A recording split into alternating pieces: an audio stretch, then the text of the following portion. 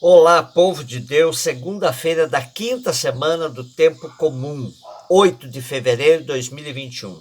A nossa reflexão de hoje é a partir de Gênesis 1, de 1 a 19, e de Marcos 6, 53 e 56. Esse não é o único relato da criação que temos no livro de Gênesis, mas temos aqui sim um relato importante que serve para contar as histórias depois. Portanto, como não é histórico, porque ninguém estava lá para contar como que Deus criou o mundo, porque no princípio só era ele. Então, somente em chaves de leituras de mitos podemos entender bem esse relato da criação. Hoje estão em voga as leituras fundamentalistas, e que fica até difícil dizer para algumas pessoas que a Terra é redonda, que houve evolução das espécies, que a ciência já comprovou mutação em tudo aquilo que se move, tudo aquilo que vive. Porém, como dialogar com criacionistas, com terraplanistas e com negacionistas? É praticamente impossível. Mas veja que interessante, a própria Bíblia nos ajuda. No livro de Jó, no capítulo 38, num dos discursos de Javé rebatendo as diversas queixas de Jó, Javé desafia: onde estavas quando lancei os fundamentos da terra? Por isso, negar os avanços da ciência é de uma ignorância tão grande que corta qualquer possibilidade de diálogo. Posto isso, vejamos uma leitura magnífica que descreve como um poema a ação de Deus Criador. Um refrão nos chama a atenção. Depois de cada obra criada, Deus viu que era bom. Esse é o refrão. É como se Deus estivesse brincando de criar e sempre se maravilhando com as obras que saíam de suas mãos.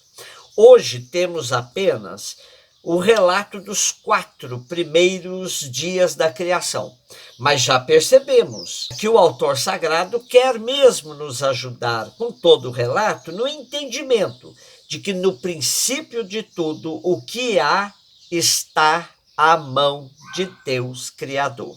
Portanto, as narrativas da criação que temos em Gênesis não são livro histórico e muito menos científico. Trata-se de teologia da mais alta qualidade para nos ajudar a termos Deus como nosso Criador universal.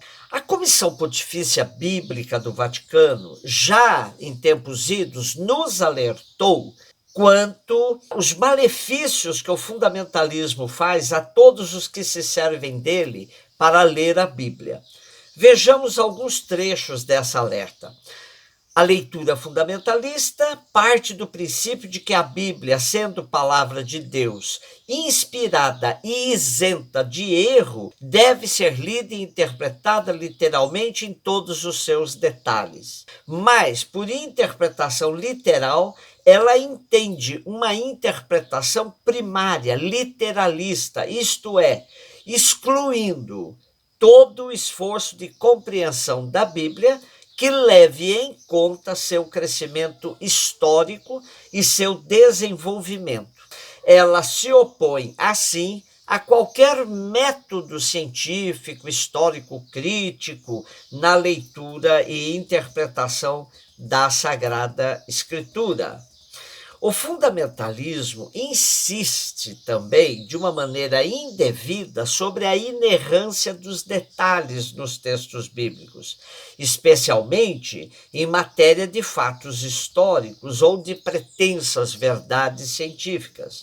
Muitas vezes ele torna histórico aquilo que não tinha pretensão de historicidade, pois ele considera como histórico tudo aquilo que é reportado ou contado com os verbos em tempo passado, sem a necessária atenção à possibilidade de um sentido simbólico ou figurativo.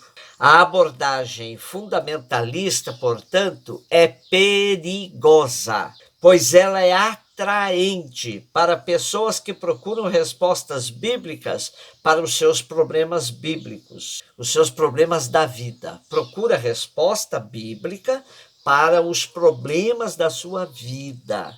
Ela pode enganá-las, oferecendo-lhes interpretações piedosas, mas ilusórias, ao invés de lhes dizer claramente que a Bíblia não contém uma resposta imediata a cada um desses problemas. O fundamentalismo convida, sem dizê-lo, a uma forma de suicídio do pensamento. Ele coloca na vida uma falsa certeza, pois ele confunde as limitações humanas da mensagem bíblica com a substância divina dessa mensagem. Portanto, toda leitura da Bíblia ao pé da letra é perigosa. Cuide-se. Por isso que a gente faz esse esforço diário de interpretação dos textos. Marcos 6, de 53 a 56. São os últimos versículos do capítulo 6 de Marcos, tão recheado das atividades de Jesus em sua terra e em aldeias circunvizinhas. Hoje vemos Jesus e seus discípulos fazendo a travessia no lago de Genezaré, que tinha os pagãos na margem leste e os hebreus na margem oeste. Marcos continua destacando Jesus como taumaturgo popular. Em linguagem nossa, um curandeiro, um benzedor popular. O fato de a multidão acorrer para junto de Jesus, levando os enfermos até ele, mostra que a sociedade continuava descartando uma parte significativa dela. Nas aldeias, cidades ou campos, onde quer que Jesus entrasse, colocavam os doentes nas praças. Sociedade enferma. Como não nos lembrarmos da nossa sociedade, dos nossos milhares de irmãos e irmãs, todo o Brasil e especialmente em Manaus, empilhados nos corredores dos hospitais, dos centros de saúde, clamando por um cilindro que lhe dê o ar que necessitam para respirar e viver. Em 2 dias, mais de 30 pessoas morreram por falta de oxigênio. Enquanto isso, as lideranças políticas, celebrando toda a falcatrua nas eleições no Senado e na Câmara dos Deputados, fazendo festa, todo mundo sem máscara, dançando, bebendo, com dinheiro de quem? Às custas daquele povo que está morrendo por falta de cilindros de ar. Eles não estão nem se importando com o sofrimento alheio.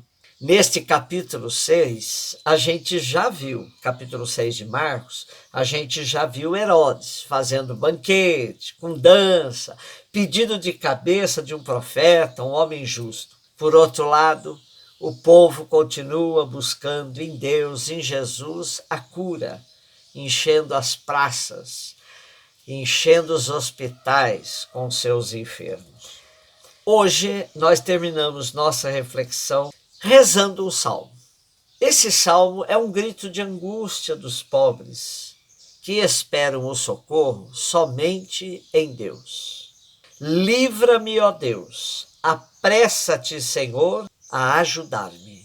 Sejam humilhados e frustrados os que procuram tirar-me a vida.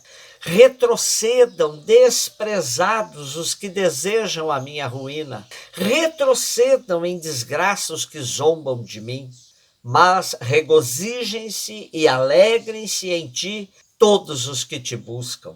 Digam sempre os que amam a tua salvação: como Deus é grande! Quanto a mim, sou pobre e necessitado. Apressa-te, ó Deus. Tu és o meu socorro e o meu libertador. Senhor, não te demores. Um beijo no seu coração.